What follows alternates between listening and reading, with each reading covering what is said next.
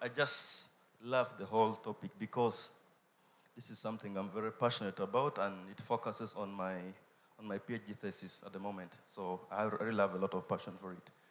Uh, One of the biggest things that we see on aspects of privacy, the number of cyber crimes that are happening that goes against privacy and safety. The first one I want to hint on is cyberbullying, of course, which is very, very common. Nowadays, just people have said, we have trusted the social media more than the human beings we have. I see this, it even goes into marital issues. You have a misunderstanding with your wife, you post it and you want to attract comments from people. And that's why people will give you the hell out of them, because that's when you receive all the unkind comments you'll ever get in the world. And that's from there when you will develop your mental health issues come, as someone said from here. And the second one I'm talking about is on child protection. There's a very big issue with child protection when it comes to the digital space. I don't know what's wrong with mothers of nowadays. They like it when they see that they post their kids. Okay, I'll get there. I'll get there. I'm justifying why. Because this is something I'm working on. Women, sorry, plus men. Let me be gender sensitive. Women plus men, or even uncles. We like it when we take videos of the young ones. My niece now, she's learning how to eat. She can dance. She can do this. You post on TikTok. You're compromising your child's safety. People can link you. You never know you have enemies anywhere. You link your child to your enemies because they know who your child is. Assume you're in a political position. People know your children. Maybe they even know the school they go to. The worst is even you post them when they have their school uniform on. I know the school they're in. I'll attack them from there. So those are dangers we are trying to use. We are so excited about TikTok. Then the worst that we all know, because internet does not forget, is revenge porn. I still have the one from Martha Kay. It happened way back when I was at campus. I was in the same university with her. We were in the same library at UCU. But I'm not committing a crime. I'm reporting what is there. I got it on internet. Because a platform where you're in, someone just sends it to you that, hey, this is it. And you find naked pictures happening. And this basically happening against women. Happening against women. Where their boyfriends can share their things, and I cannot call myself someone participating, because if it has been sent in a WhatsApp group that I'm in, listen to me. Let's get to the gist of this. I know we have passion for this because it affects us as women. That's why I brought it. It's a vice that I'm also trying to fight against. But at a point, your participation, as stated under Section 19 of the Penal Code, diminishes. Because why? You are in a platform, a WhatsApp group, and someone just sends it. You're not participating. You received. I want us to be very clear with the wordings of the law here, so that we don't. I'm very emotional about this topic also because I want women protected. Yes. So those are the few vices I can talk about now. Thank you. Thank you so much. I think we should be careful of the word that we use. First of all, when we say women, we should say some women, because not all women then post their pictures of their children. Apologies on that for the ladies here. And apologies. Using the word revenge porn is very misleading. It's now called non-consensual intimate images. Thank you. My name is Josephine. I would like to maybe add context to the topic today. We are talking about the threats that people face on social media, and we are talking about data protection and data privacy today, I believe. So for me, from the discussion before us today, I appreciate that, in the wake of the 21st century, we cannot avoid social media, and we can't control how people use social media, because social media is the new community that puts us together. We now live life apart, yet together. So we need to go to the grassroots and discover what causes the problems that people face on social media. And one of those is social media literacy, in my opinion. We cannot discuss enough the mental health issues, the body shaming issues without discussing social media literacy. You see, we live in a community where 13-year-olds have access to social media, where every one of us is a subscriber to WhatsApp, to Instagram, to Twitter, to TikTok. But how many times do we find that in institutions, primary schools, people are being taught about how to use social media? Because without having literacy on social media, we are going to have threats on social media. There are very many laws on social media. We have the Computer Misuse Act. But people don't know the repercussions. They don't know the applicability of the laws that we have. They don't know who to run to in the event that they face threat on social media. Recently, a certain famous person in Kampala had their account hacked, and it compromised not just one person, not two, not three. We must have heard about the whole paint issue. But this takes us back to data privacy, data privacy and social media and the threats that people face. While data privacy is at the heart of social media utilization, I still find that despite the fact that we have the PDPO, which is present here today, we have the NITA, the Ministry of ICT and National Guidance, people have not yet appreciated the remedies. Like, for instance, we've spoken about social media, but I would like to just add context and make it broad a bit. While we avail data to social media, it's not a problem for a woman to post her children. It's not a problem for a man to post his children or his family. The problem comes in with the people who want to utilize this data for the wrong causes. And that's where data protection comes in. So we have to have mechanisms at hand whereby data protection, the run-to mechanisms are taught to the average Ugandans from the grassroots. January 28th of every year marks the International Data Protection Day. We have very many TikTokers. All of us utilize social media. Plus, if we look at NIRA, if we look at MTN, MTN could send you a message on your birthday. Happy birthday, Josephine. It could be a source of joy, but that means they have your data. Today in Uganda, telecommunication companies and banks, I believe, in my opinion, are the largest harvesters of data information. But are Ugandans aware that they have a right to be protected? I recently learned that, and I wish to share, that if you dial *260, *2#, and you opt for privacy, you could try it out on your cell phone. You could actually report a situation where your data has been compromised, leaked. So, in conclusion, my submission is that we will address threats on social media. We will address social media, but without going back to the National Council of Higher Education, going to primary schools, without the parents being involved, how to teach people how to utilize social media and respect other people, because it's an online community, then we'll keep on addressing the same issues. Yeah. Thank you for sharing. I think for social media, there are community standards that are available, but I think majority of people do not know about the community standards that are available on various social media platforms. But also very importantly is that for the case of Uganda, we lack a local presence of the tech companies, which is very critical. But I will leave it to Stella to first comment, then I'll get back to you on that.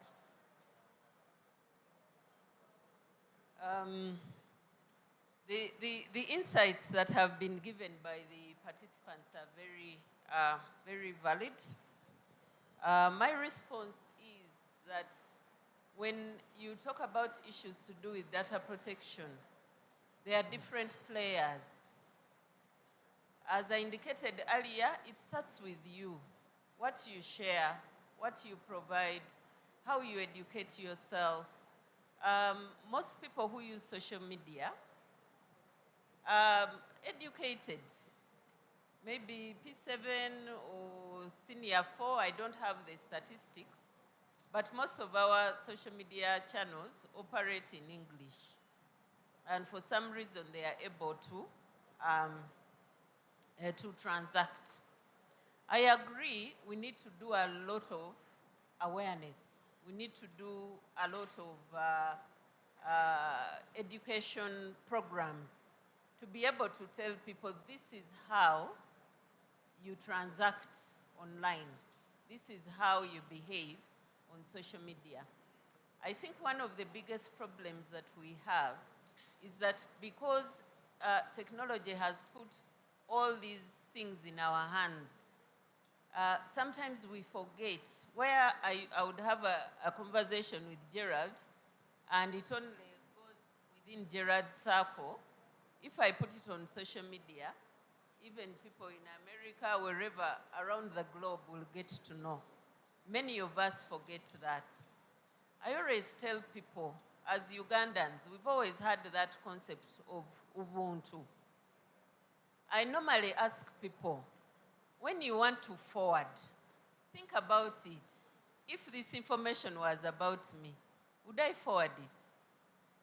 If this comment was about me, would I still give the same comment? Sometimes I feel most of these nasty comments and the cyberbullying and the harassment and the issues that we see are because people think they don't know me. They will not be able to identify me. I don't know, let's say, Sandra, so it doesn't matter. So it comes to us as human beings. What would you do? What is right? We are all raised in good families. What is right? What is the right thing to do? Now, beyond the human being, beyond the individual, then there's the state. The state puts in place laws, and it puts in place a law like the Data Protection and Privacy Act. They should do what is good for all of us, because the laws provide the minimum. But if you're running a company, what would you want your children to see? If they had to tell a story about your company, what story do you want to be told? So the responsibility is multifaceted, and all of us have a contribution to make. All of us here have families. If you learn something here, disseminate it. On the part of the Personal Data Protection Office, we've, in our limited time, in the young life that we have as an organization, what we've done, we are also using social media channels, by the way, because it's the new world. So you'll find we have a website, pdpo.go.ug. You'll find us on Twitter. You'll find us on LinkedIn. You'll find us on YouTube. Now, she did talk about, I think she's either a lawyer or someone very interested in privacy. Celebrate Data Privacy Day. For Uganda, we did it last year when the office had just started. And this year, we celebrated for an entire month. So we had activities for an entire month. Beyond what we are doing, we asked organizations that collect a lot of data, like banks, like research institutions, to join us to create that much needed awareness. Every month, we hold webinars where we talk about these issues. If you're an entrepreneur, if you're a tech company, what does the law require you to do? What does it mean to be compliant? Every month, from the time it was set up, every month, it's the last Thursday, the second last Thursday of the month, we have topical issues. Subsequently, we started recording these webinars. They are normally 1 hour and nothing more. So please go to those channels and educate yourselves. The challenge we acknowledge is that obviously the social media channels, while they are popular here in the cities, most of our rural communities do not have access to these channels. We did set up a TikTok channel, but talking about data protection in a fun way has become a very challenging issue for us. So if you have ideas, please communicate those ideas. You're there, okay, we shall talk. Secondly, we acknowledge that we would want to talk on radio, on TV, but that airspace is expensive. And as you know, just like any startup, when you've just started an office, you don't have as many resources as you should have to be able to translate the law and talk about these issues in a language that our community understands. So we know we have that challenge. Because we sit within NITA, we are very big on tech. The 260 SSDMS channel, we set it up to receive complaints. And so far we have over 3,000 complaints. But we also noticed when we analyzed, because we are required to analyze all those complaints, we found that about 70% are not even data protection. People just got an avenue. This is a government body. This is a complaint. Let me send the complaint. So we receive things to do with pollution. We receive things to do with noise making, everything. So we have about 30% of those complaints, which are 1,000. Now on our side, we want to review all those complaints and resolve them because the law requires us to do that. But the manpower is limited. So when you send that complaint, we shall see that complaint. We will endeavor to resolve that complaint. The only issue is we may resolve it a little bit late, but we shall address it. When we receive those complaints, we call you, we talk to you. We talk to the person you're complaining against.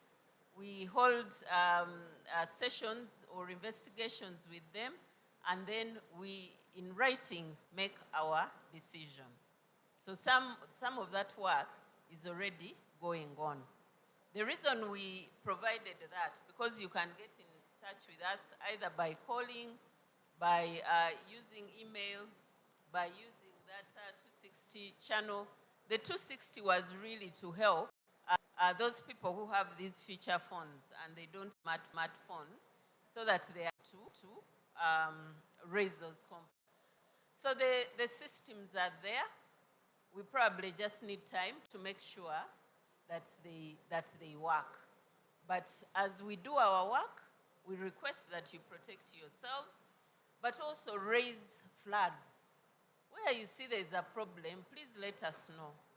What is that when we analyze and we find that it's a particular company where we are getting many complaints, then we target that company for our audits to be able to systemically address the challenges that have been raised through those complaints.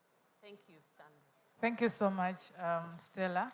I think for me, when she mentioned about noise making, and I wanted to ask everyone here that in case you're having any small meetings, please excuse us. We are discussing something very important, digital privacy and protection. So we would beg to have silence in the room so that we can have the conversation. Thank you. Okay, I'll take all the three first hands, and then we can go to the next discussion. I'll start with the lady over there.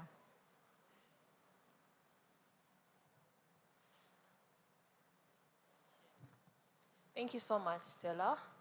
I'm just adding contrast to what she has said. And the only challenge I see, I don't know how we can really protect data for apps we did not innovate in the first place. All of us have bank apps, I suppose. You see, after a transaction, you can't even take a screenshot through that bank app. But let's say you have an enemy called so and so. They can log through your Facebook feed and download your image or follow you up from there. So I don't know how the awareness can go deep to the innovators of these apps, so that if somebody is logging through my my Snapchat or Facebook or any app I'm using or Instagram, they can't even take a screenshot of my page. And yeah, then maybe we shall be protected. So until that has been internalized, then we are still suffering. Thank you so very much. Thank you for that. I think I'll take him, and he will be the last person. We can wait for the next round of questions. Thank you. Thank you so much. My name is Aaron. And thank you so much, our panelists, for the insightful conversation. Information on what you can do with my information. But there is a silent creature there, AI, artificial intelligence, machine learning. I'll give you an example. I'll go on Twitter. I'll follow content by Julius Malema. I'll also follow content by Donald Trump and his apologists. I'll follow content from the People's Republic of China and their Chinese Communist Party. And the kind of content they'll be feeding my mind with is radical information. So the machine is learning that I am a fan of radical information. They are going to keep bringing radical information every time I go to YouTube, every time I go to Instagram, every time I go to Twitter. Eventually, we are going to have corrupted minds, very radical minds of people whose radicality we don't know. But she mentions that government has put in place different laws. But we also know that it is the role of government to go ahead and enforce these laws. As people, I might not have the capacity to lobby for Facebook to respect my privacy, or Twitter to respect my privacy. But government is autonomy. It's autonomous. It can push. It's a negotiating body for us. It can push these countries, or they can even hold themselves as a bloc. The East African community can say, if Facebook is not respecting the data privacy, the privacy of our people on social media, the privacy of, all that stuff, if they are not respecting that, then these are the rules. This is our course of action. So at the end of the day, the biggest threat we note is not what she can do with my smartphone, or what he can do with my smartphone. It's about AI, a machine that is learning what I can do and is capable of influencing what decisions I might take further. So for me, I think it's only government that can do something to save us when it comes to AI. But I also think that as human beings, we should be skeptical about what information you provide, because as you're providing it, the machine is really learning. And very soon it will be learning way faster than it has ever learned. So it's high time we take our privacy seriously. Thank you. Thank you for sharing. You'll be the final person. Thank you so much.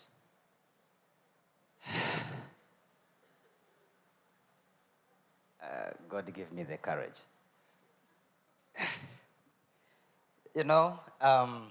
Once again, my name is Agaba Nelson. And I'm privileged that we have been discussing about all this. And if I was not a very, very careful person in how I transact, not only on social media, but with my phone, I would be the outcry of this country. This very month, somebody out there got a copy of my phone. Entire phone. You're talking of you being on social media. This someone has a copy of your phone out there. So he became foolish enough, and I got to know the person. So I go through MTN. At first, at night, I thought, this is MTN or what? Are they using MTN? Then I went to MTN, they said, they analyzed it, the security manager and the entire crew, the top management. They said this is not from MTN. They did the examination. They said, and shockingly, MTN suspected 2 sources, and one of the sources was true. Said, for us, we do not have that capacity of even giving you print of messages, bank accounts, everything. I mean, transactions, even a message from MTN, the way you have your phone, including WhatsApp, everything there. So I asked, what do I have to do? My mind kept on, thinking. And this was security now.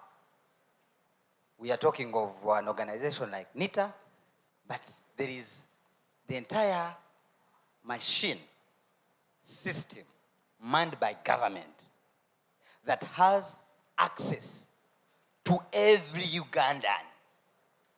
We all know that was procured in 2017. And that's a machine they use to get to me. So for me, it gets back to how do we share? Imagine probably I had so much of nudity, or probably I was a schemer in some deals. I would now be exposed to this country. But luckily enough, that was not. The beauty was that, I am anti, but at least I thank the security apparatus, because the person who did it out of procedure, without protocol. This was a staff. Now it is coming to you, to the organization that says we are protecting your data. But one of your staff, without procedure, goes against the code and ethics of the organization. Agaba Nelson, I am known to Ivan. Ivan says, I need this data for this very person. Please share through the window. And that's how my phone got copied somewhere.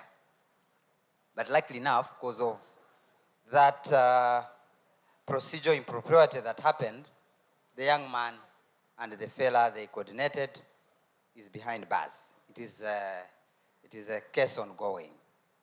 I don't know whether that is sub judice or not. But what I felt I should share my personal story to all of us. You may think you're safe. My friend, we are no longer safe as Ugandans. We are no longer safe as Ugandans. My proposal, again, about intervention, because social media and threat about social media, it is a global concern. How? Because Uganda alone can't fight it. East Africa alone can't fight it. The way we had the issue, because there is the global threat of globalization. I mentioned about it here. Where now even countries came together, the OECD, the subscribe on the OECD, and they saw that threat of base erosion and profit shifting. We all knew that. We thought, for example, that Crane Bank was a company here in Uganda. Not knowing Crane Bank, for example, because it is a case that was handled, it was a bank owned by a Kenyan who lives in UK, but Crane Bank owned by a company which is in Mauritius, White Sapphire, which owned Crane Bank in Uganda. And they were shifting money from Uganda, Mauritius, from Mauritius to UK, then it comes back to Kenya. That's how multinationals are able to take money, source money from countries, and they even cheat paying tax. It being a threat, the OECD countries have come a global voice under the G20 since 2014, and they have pushed the BEPS solution, the 15 Action Point Program. And it is working. We have had issues of interest deductions. You saw that case of Rwenzori. How much, if you have a holding company in Mauritius, how much profit? So you find that companies trade within themselves and money keeps there. And we have it in our laws because it is a BEPS project, international. So I think right now we need a voice through organizations and government to ensure that our voice is heard, because it is a global threat. We don't know what we can contribute so that our matter captures the attention of everybody out there, so that there is a global standard on how those multinationals operate with persons' data. Thank you very much. Thank you for sharing your story and also giving some of the recommendation that we should take forward. I think we can clearly see that there is nothing like 100% security. So we must be conscious of our privacy online. So we'll go to the next round of discussion. I just want to check in the room. Does anyone know any frameworks that talks about data privacy? In the room? Legal frameworks on data privacy. Do you know any legal framework on data privacy for Uganda?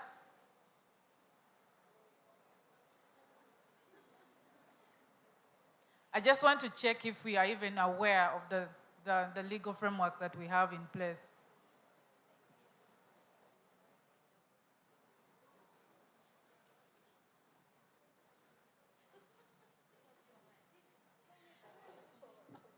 They're very diverse. The issue is that ignorance of the law is really very big in the country.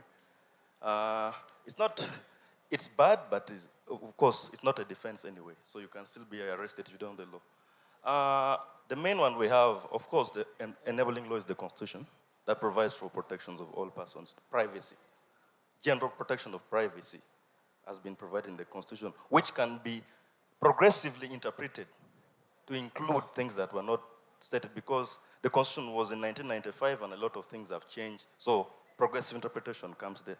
Then we have the Data Protection Act that is there, which also provides for how people's data should be protected and also provides offenses and the penalties for people who violate data. Then we have the Electronic Transaction Act. There's a way it guarantees protection of people's data on any electronic transaction. That is done at the national level. Uganda also made attempts to ratify some international instruments, what I can call human rights instruments that protect people's data. At the African regional level, we have the Banjul Charter, that's the African Charter on Human People's Rights.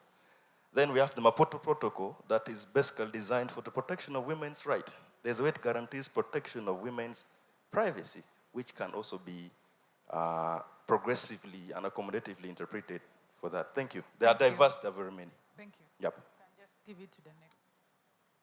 Not on the same though. Okay. This is a question to Madame Stella. There are companies that do loans. They are digital companies. They give you a 50K, and their terms you must accept to them accessing your camera photos, and I think that the entire data of your privacy is. How are you trying to manage them? Because the youth are really taking up these loans, the quick ones. So maybe it's another challenge. Thank you. I think Stella will respond to that, because that's then what we're going to discuss. Anyone else who would like to say the current framework? Please don't repeat the one that has been mentioned. I'm now talking on behalf of the tech companies you're pointing at. As a person in tech, we had a project to use actual data. So yes, there are laws, but I think they are mostly for the government entities.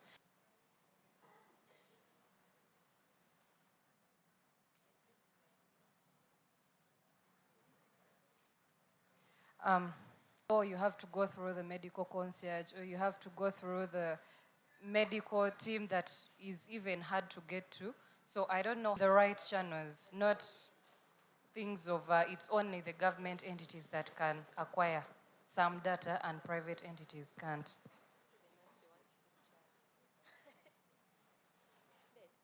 Thank you. Good evening, everyone. First of all, I wanted to out this earlier, but I wasn't given the chance. She talked about body shaming at first. Well, body shaming is not only for ladies. As you attacked some gentlemen because you talked about women.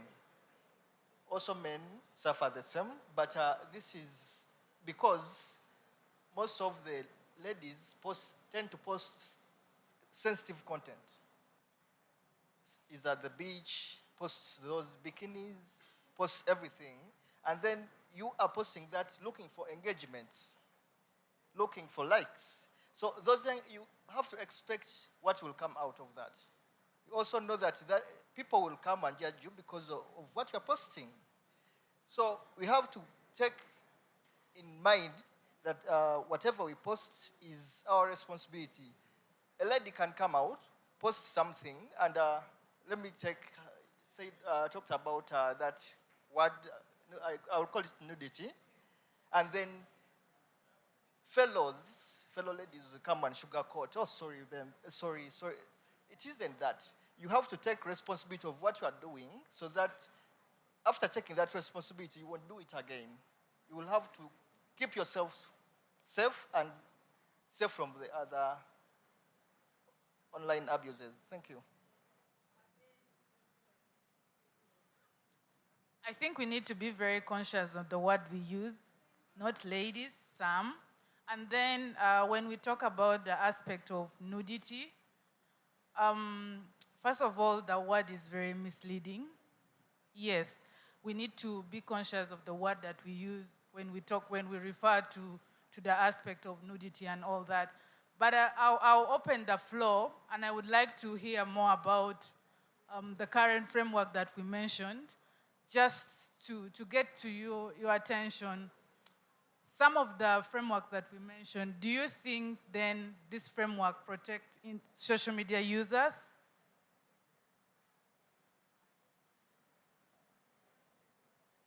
And then I will have Stella comment on the questions that have been asked. Thank you. I think this continues with some of the debates we had at the time on the Twitter space. Just as I talked about, first of all, the frameworks, before they come in place, how did they come in place? That's one question we need to ask ourselves. Is it a matter of national interest? Are the members of parliament so passionate about it? I want us to see some bit of hypocrisy with our MPs. I'm so honorable you're here. I'll tell it to your face. There are things that are, but there are certain things, the rate at which people legislate at, it's at a speed, I don't know. It's a supersonic, no, hypersonic speed. We have a lot of pressing issues on the protection of women. Parliament is very slow on legislating on it. Two, the legal aid bill has taken years. You guys are slow on it. But the rate at which you guys, was it 2 days ago, passed the anti-homosexuality thing was so fast. So that makes me question, at what speed did you, members of parliament, enact some of those laws on data protection? Two. Now, marrying that and drawing a comparison with the Toji Kwatako incidents, did you guys consult us? No, you didn't. But you were all given mind to go and consult. That means you got the view of the people. There was participation in the legal process. But about these laws, there was no participation of the people. You just sat there and you did. But putting all that behind our back, the intention of the law theoretically is meant to protect. It's okay. The Attorney General has really offered wise counsel on them and the laws are okay. But the question that comes is on implementation of those laws. Just like Uganda is good at signing a lot of international instruments, but here implementing it is a problem. Now, I would like to talk about how I see the gaps in the implementation of some of those laws. Sorry, I'll always keep using the word nudity because that's a new technical that you came about with and it's still going to marinate in us slowly. The society is quick at judging women when some of those things happen. Yet you should go and start dealing with the culprit. You're attacking the what? The victim. How can I know it's leak? But she did not do it. The question that we should be asking is that, one, the law is there. Two, what legal process should we take on the culprit? Instead, we start victimizing the victim. No, actually, we make the victim a culprit. That's how weak Uganda has been with the implementation of these laws on protection, on data protection, more so when it gets into with women. So, as I always say, the application of the law is sometimes not right. That's what affects the effectiveness of the law. Thank you.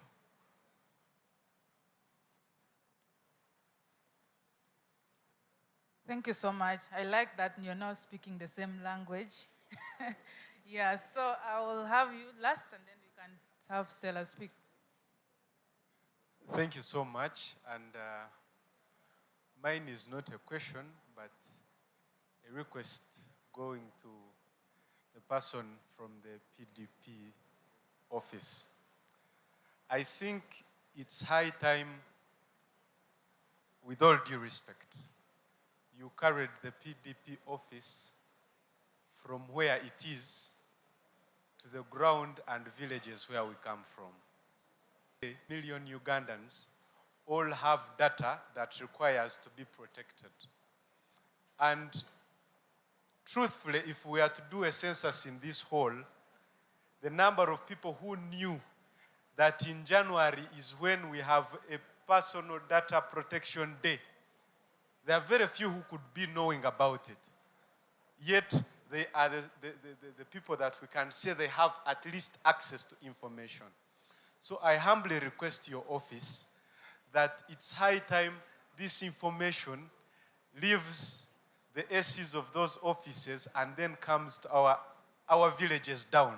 Because the people there are the ones who may be needing it even most. Because you have someone telling you that someone called me, I don't know where they got my number, and these people are here telling me that they have won money, are here telling me this and that, and some people have lost a lot of things because of those things, because they even don't know what to do after receiving such calls. They don't know what to do to protect their phones. They don't know what puts them at risk. Someone says, accessing Facebook will be enough. They give everything they wish. They be the ones sharing the different proxy things we see on WhatsApp and whichever. So I humbly request your office and your team to go out of the comfort zone of the office and move down to the ground in the villages of Toro, Ankole, Gulu, and everywhere to spread this information. I don't know if it will be palatable to the other spaces, but I humbly request. Thank you.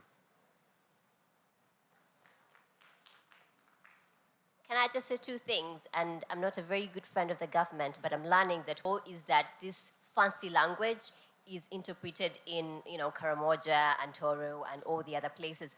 I know it needs resources, but I feel like private sector could be a really good strategic partner for you.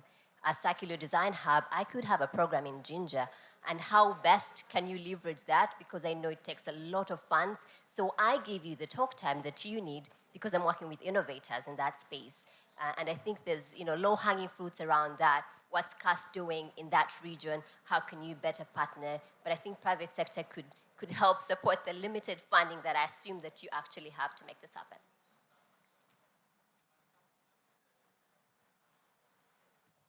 Thank you. Stella, at this point, you could just respond to the questions, and then you could give a wrap on what we can do to improve data governance in Uganda. The same with Gerard. Thank you. Okay, thank you very much. I'll respond first to the specific questions that were given.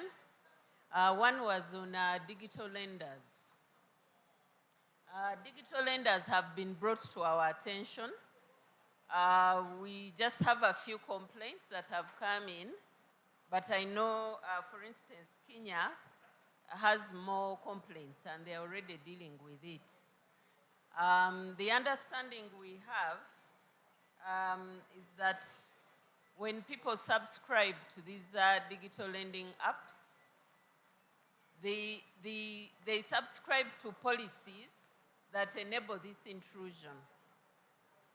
For instance, when you download, the app requires you to give access to your phone book, to your, like you said, maybe pictures and things like that.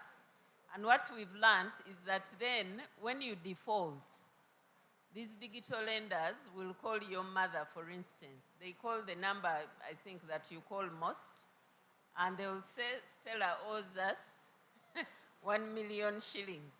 Or they will call your husband, or they will call, you know, or your spouse, or whoever. Of course, for us, when we investigate these issues, I'm not able to say with certainty what we are going to do because we are still in the process. The first thing we look at is what was their privacy policy, for instance. What were the terms and conditions? Did you accept those terms and conditions? Because in many cases, we do accept these terms and conditions. But lately, I've been thinking, is that enough? Especially when you talk about ethical use of data. Is that enough? Yes, you got my consent, you published the privacy policy, but is it the right thing to do? And those are issues, after we've raised enough evidence, that we may have to take to a court to determine. Because for us as regulators, we can only assess based on what the law requires us to do. But personally, I don't think it's right. Yes, I may have consented, but I don't think it's the ethical thing to do for you to then now call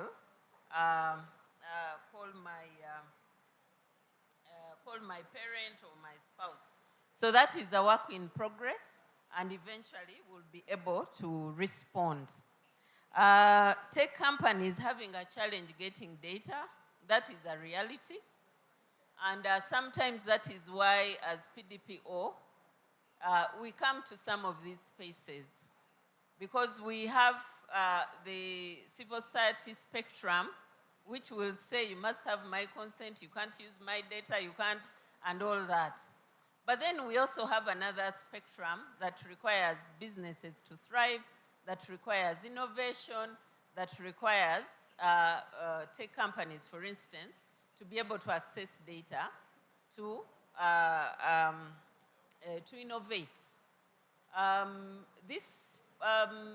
During the Privacy Month in January, we had a webinar where we talked about responsible data sharing.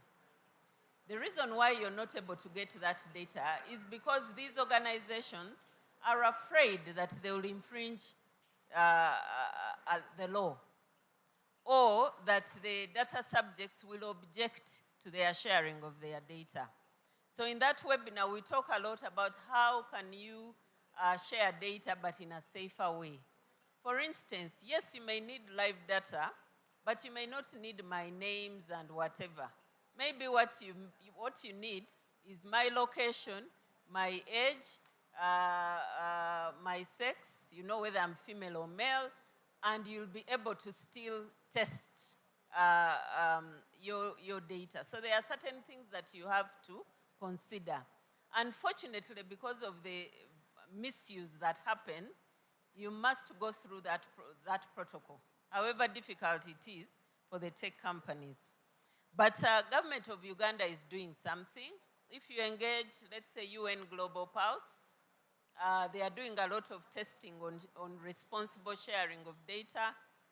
They have a platform that they've developed that will make it easy. And they are putting in place some of those measures that we talk about. Things like anonymization, things like segregation of data. Sometimes tech companies also receive too much information. You need to analyze, because I know for them what they want is a pool of data, and they want to use it whichever way. But it's important that we protect the individuals that need that data. Please talk to us. We can give you some guidance on what you need to do. I know earlier they talked about open data. So even government itself is opening up data sets to enable innovators thrive, but within the limitations provided by the law. There was a question on the role of government. I agree government has a big role to play to protect individuals.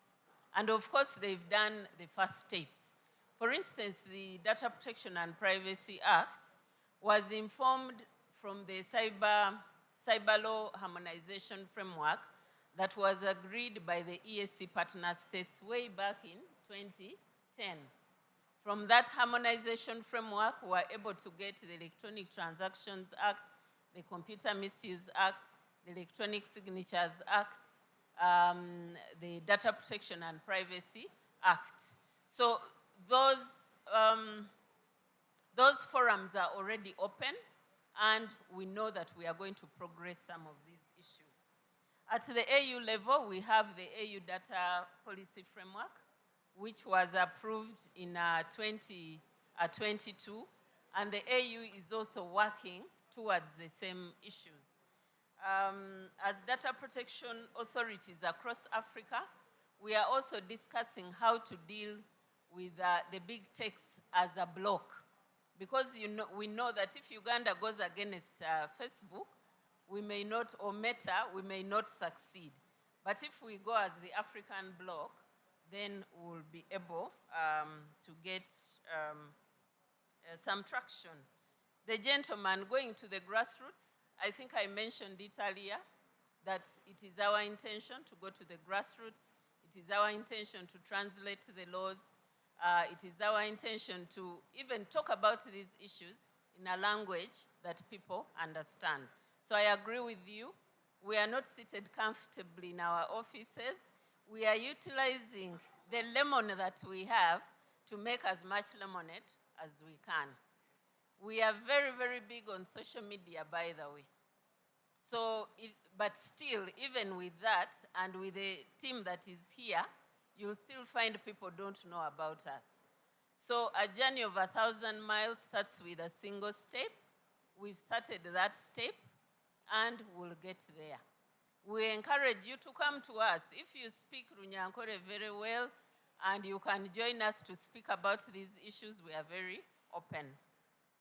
If you invite us, we are always, actually, we are one of those government bodies where you send an email and you get a response, and we show up in these spaces so that we broaden the knowledge on these topics. Thank you. Thank you so Sandra. much. Gerard, in just less than 1 minute, could you just share? Okay, in less than 1 minute, probably that at least many Ugandans, including yourselves, become more aware. Awareness is the key thing in your life. You have to be aware of what you are doing. You have to know big tech companies, the government itself, small tech companies want your attention, want you to harvest your data, what you're doing, where you're doing it, and therefore you strive to protect yourself. But we also want to see, like she said, more open data. There is not every data really is private. To be able to inform decisions of people and to make technology useful. But most important, I think someone did talk about the importance of literacy, of digital media literacy.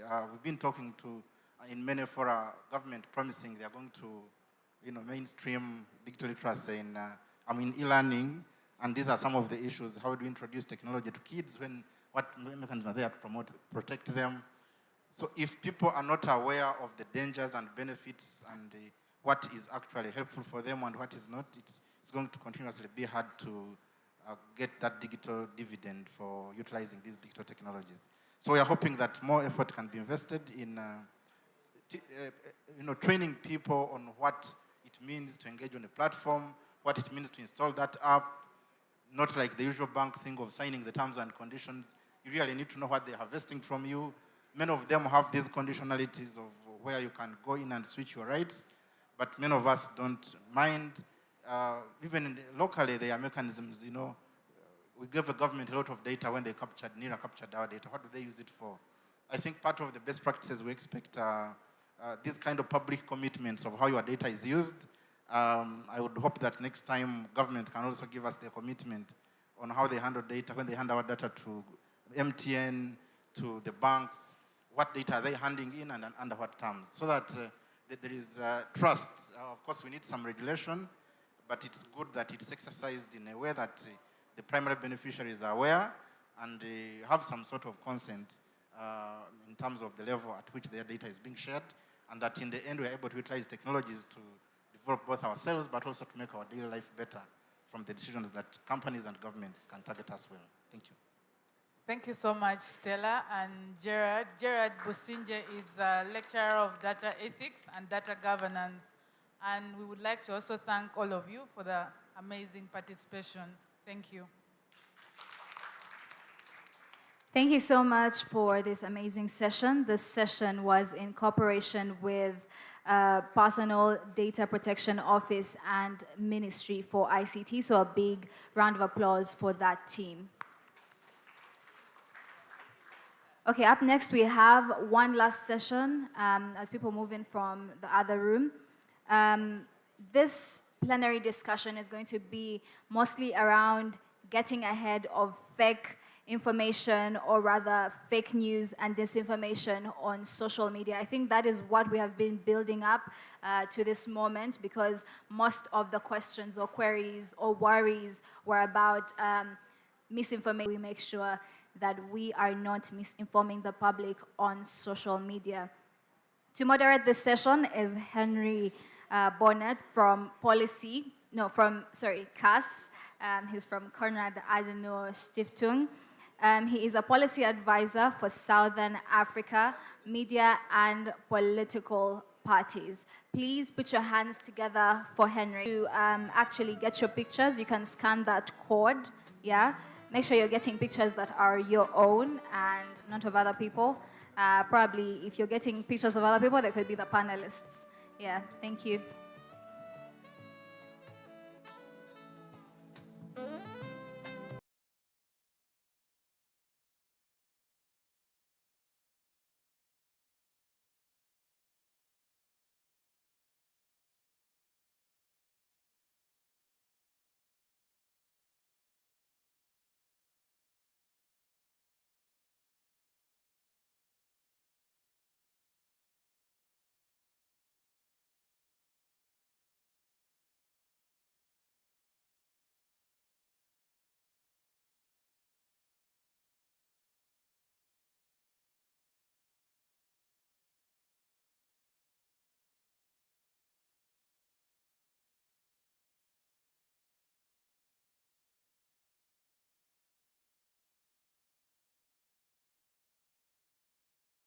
For the last session, it's going to be the best, at least.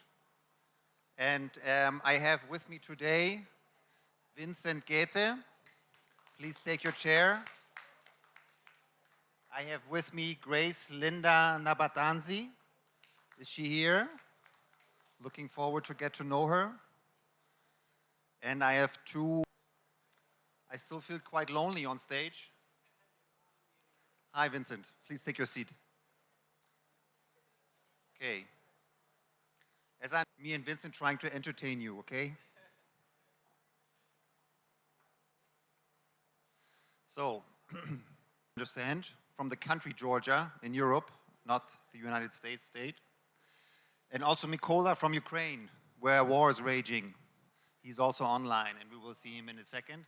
Or we will actually not see him in a second, because he's in war. We can only call him by his first name, but he can listen and talk to us and involve the discussion. So we have people from Kenya, from Uganda, from Germany, from Ukraine, from Georgia here. And it seems like we all have the same problem with disinformation and fake news. And I think what ties it all together, I was thinking a little bit of a picture, what I could tell you in order to pay attention and understand what's going on. I know that there are elephants in Africa, a big furry animal. And the big animal in the room is a big Russian bear.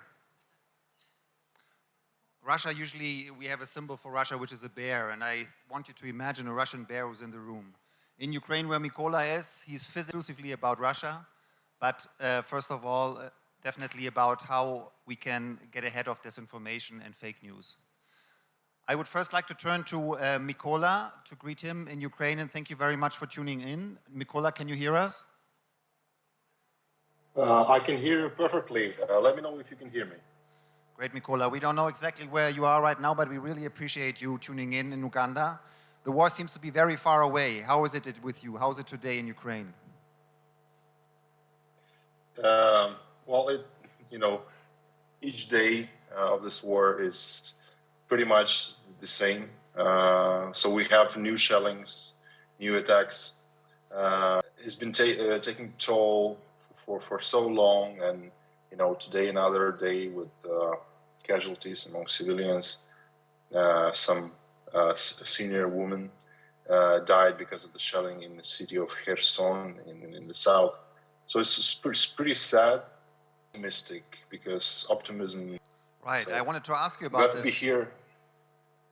Because the war is going on for already over a year, and we in Europe especially, but I also think in Africa, we're quite amazed how you can keep in check the Russian bear, so to say, keep in check the Russian army who's attacking you every day. How do you stay positive? How do you stay strong enough to resist? Now that's it's the good way you put it. I think that I first read it in the New York Times article, which was actually about our Twitter account and overall social media team of Ukrainian government. So they used the term poking the bear. So what we do is, so we, first of all, right? But we should not let fear control our minds and souls. And as evident as it might sound, to just keep them in what you're doing. So I guess this is part of our success, particularly with our Defense Ministry account, and it also relates to so many aspects. What we've been through this year, this idea that when they do evil things to us, we can do evil things to them as well. But what we're going to do with them first is we're going to mock them. Okay, so we're going to make fun of them. We're going to ridicule them, and so they will feel. And I want to play a very small game with our panelists, so please also stay attentive, and you will see what the game will be about. But before we turn to the game, let's talk to Natalia. Hi, I'm doing it in Kampala today than in Tbilisi. But We will make the most out of it, that we have you two online. I wanted to ask you, Natalia, so tell us a little bit about, you are a co-founder of Coda Story in Europe. Tell us a little bit what the main thinking behind your work is. yeah, actually, Coda Story is, we describe it very differently. We're devices that are. But still, I don't know if I would always recognize fake news and disinformation every time I see it. I think that's a big challenge, not only in Africa or in Europe, it's everywhere a big challenge. And I want to ask Vincent, who's here with us today. So what do you do about this? You want to show us something, and let's see if we can find out what... My name is Vincent Ngethe, and I am a writer doing fact-checking work for the Nation Media Group in Kenya, for Africa Check in Kenya, and also for the Kenya Editors Guild as well. And I'm hoping that from this session we will learn a little about how to deal with false information in high-stakes events like national, to affect the conversations immediately before the false information spreads. Great, so let's take a look at that, what you have brought with you today, right? Yes, yes. Can we ask our tech guys, please, to start the screen? Mes chers compatriotes, Gabonaises, Gabonais, avant toute chose, permettez-moi de vous adresser. It was his first public statement since falling ill, and he looked different. A neurologist told the Post his appearance appeared consistent with someone who had a stroke or a brain injury, and even cosmetic procedures. He has a great deal of facial makeup, and I think he probably had Botox because neither side of his face is moving. You don't see the wrinkles in his forehead and in most of the rest of the face. If you look at his eye, the distance between the upper lid and the lower lid is greater on the right than the left, and that's an indication of facial weakness. And finally, so what was it all about? That is. So this is the president of Gabon, Ali Bongo, and I got this video from the Washington Post. And the reason why this video is important is because it is credited with almost having caused a coup. So when this video came out, he was giving the New Year address in January 2019. And people looked at it and they thought it was a fake because Ali Bongo didn't look the way he normally looks. And they thought that it was a fake video and maybe he was not alive or something like that. So some soldiers in the army, partly convinced by this video, tried to overthrow the government in Gabon.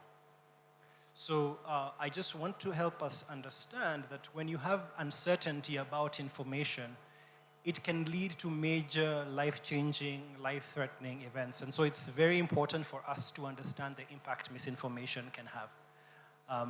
So we have examples of that fake, the war, the information war we are right in. Natalia, maybe you want to first talk out of your experience. Do you might have an example? I have plenty of examples.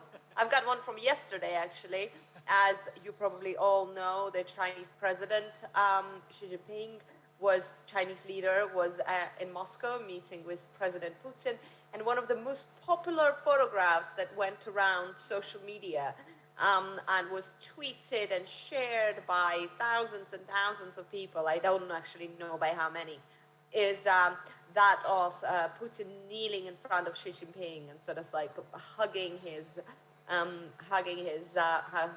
knees. A total fake, you know, not true, but taken very seriously by very many. But I think more poignant example, I mean, you know, the war in Ukraine just provides, and, you know, Georgia as well. I mean, 20% of Georgia is occupied by Russia. The prelude to what we are seeing in Ukraine today was really the 2008 conflict, invasion of Georgia by Russia. But, you know, endless examples. And when I was covering the war in Ukraine in 2014, and of course it's really important to remember that this latest invasion is just that. It's the latest invasion. The war began much, much earlier. And I remember doing a story for the BBC. All of the Russian news reports did a story about this girl who was killed by Ukrainians in the city of Donetsk. And we very meticulously went and sort of tried to...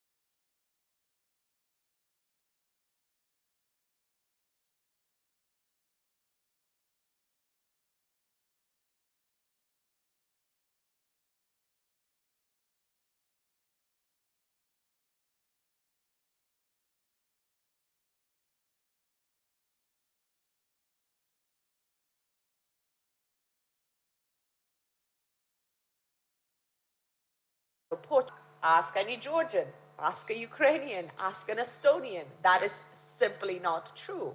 That is not how maybe currents of this region, even though they our conquerors, our colonial power, they didn't come from the overseas. They came from across the border of an ability to determine our own future, which is Thank you, Natalia. obviously the definition of colonialism. And that is now something that, Russia works very hard and very effectively in many places around the world to rewrite. Thank you very much, Natalia, for explaining that to us. I want to turn to Mikola, but first I want to greet Grace Linda Nabatanzi, who has joined us now on the podium. Thank you so much for coming and being here. Mikola, let me first ask you, because we were now on the topic of disinformation, and you are working with the armed forces of Ukraine, and in a way your main job is also to bring light into the darkness of war. Can you tell us a little bit more about what you are doing and what your goals are? Yes. I want to thank just quickly Natalia for her comment on this false colonial narrative. This is something that I'm disgusted with, because all Russian, their map right now, what the Russian Federation right now is the mixture of colonized Ukraine specifically right now, is to basically say that we have never existed, our language have never existed, and there is no such nation as but that's I'm going to just a few words for Ministry of Defense of Ukraine, and I specifically part of the team that runs Ministry of Defense Twitter account. We've become quite a sensation, I would say, but don't take my word for it. Just Google us and check, Financial Times, New York Times, other media that wrote about us. So we have.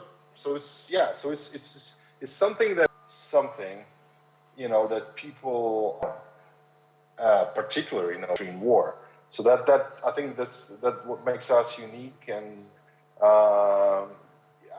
again, don't take my word for it. Been doing for past year is that we try to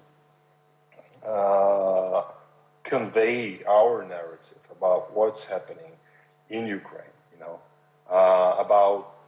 About us, strong and brave people. Dies in war is the truth. So it's good that you are trying to bring light into that situation. But let's now take one step back, because as I said, Ukraine is quite far from disinformation is all about mental health, the manipulation part of it. If possible, for lays like us, for people who don't know a lot about medicine, that you can explain to us, what is the psychology behind? I think I should apologize. Yeah, but it's lovely to be here. It's lovely to see all of you. And about fake news, you will notice that, yeah, and the reason for that is, so you see, maybe let me go back a bit. After COVID, you'll notice that fake news, the last 2 years, lockdown, COVID, there were so many bad stories around the pandemic. So the mind started to react more to the negative than so we were exposed more to the bad, negative stories. People dying, people sick, people in critical condition. And ideally, also, there's a part of our brain, the amygdala, is like planted. Yeah, it reacts more and faster. But how can we battle that? I mean, it's true that when we look at the news in Germany, in Uganda, usually the bad news dominate. We don't hear a lot about good news, especially also in the COVID pandemic. I know we could have used much more good news to keep. What you choose to expose yourself to, yeah? Because I remember there's a point where us as mental health specialists were telling people, choose the news to believe, choose the TV and what you're Googling. Before you share it, check your facts, check your source. Videos than the news. Starts to react more and respond better to than the negative. You will be happier and you will be able to notice another person who is happier when you expose yourself to the happy moments. Yeah? Thank you. Yeah, just a quick comment. Can you hear me?